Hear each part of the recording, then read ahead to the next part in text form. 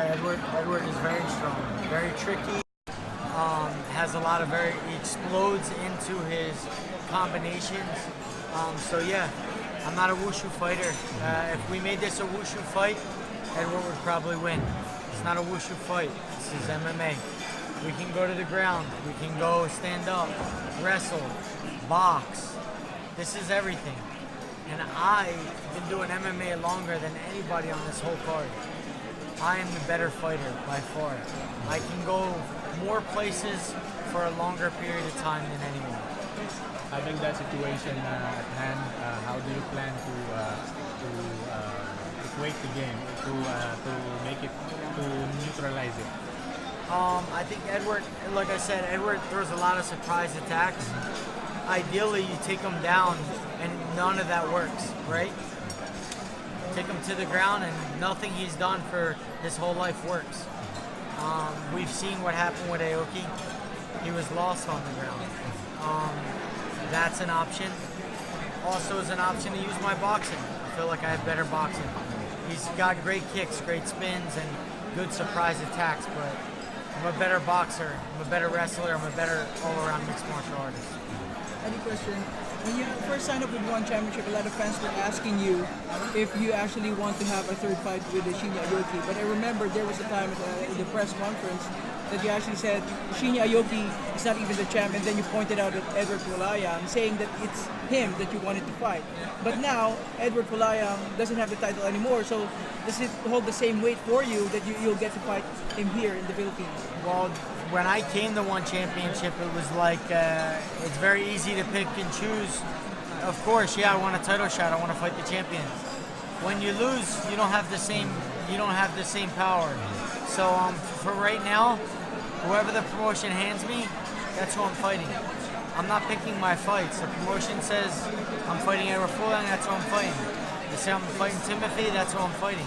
So I'm here to fight the best guys in the world and compete at the highest level. And when I'll do that, the byproduct of that will be the World Championship belt. Initially, this match doesn't have the Grand Prix implications, but then, if it never had it like it was in the beginning, would you still have the same drive as you have right now to beat Eduard Folayang? Yes, coming off the loss, I think off every loss, especially when you're competitive as I am, it puts a fire in your belly. It evokes your ego again. And I think sometimes you need your ego evoked, especially when you've been fighting for as long as I have. Nothing's really new. Everybody's another fight. I've been doing this 16 years. So I think it's important to have something new happen. And sometimes losing is new. And it puts a fire in your belly and gets you to change. And make the proper changes. How motivated are you to have another championship from another promotion? I'm the championship killer, man. Look at my resume. I can rattle off name upon name of champions that I've diminished, demolished, and if I had a chain, I'd have skulls all over my chain of champions who were. So this is another champion. That's what excites me the most. Edward don't have the belt, but he's a champion. Once a champion, always a champion. So to me, this is another champion that I could put around my necklace of skulls. Eddie, Chucky says that he expects a knockout to happen. Do you expect the same? Yeah, I could see it that way, knockout or submission.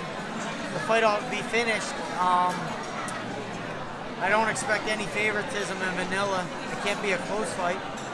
This is not allowed to be a close fight. So if I see that this is going to become a close fight, I'm going to take risks that I normally wouldn't take.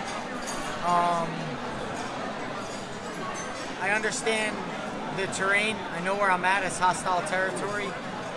And if this is becoming a tit-for-tat, back-and-forth fight, I'm going to take some risks that the fans will enjoy. And do you feel less pressure since you'll be fighting your opponent's hometown? Yeah. I feel whenever I lose, I feel less pressure.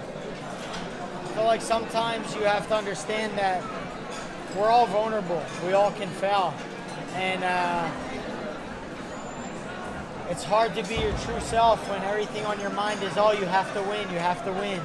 You have to compete. You have to live up to expectations. You really can't be your true self in that mindset. So once you lose it, I want to say it kind of sets you free. It allows you to be yourself. It allows you to be vulnerable and let you guys know I can be defeated. But now I can be Eddie Alvarez. I can go out and take risks that I would normally take and be myself. Thank you. Thank you, Eddie. Appreciate it.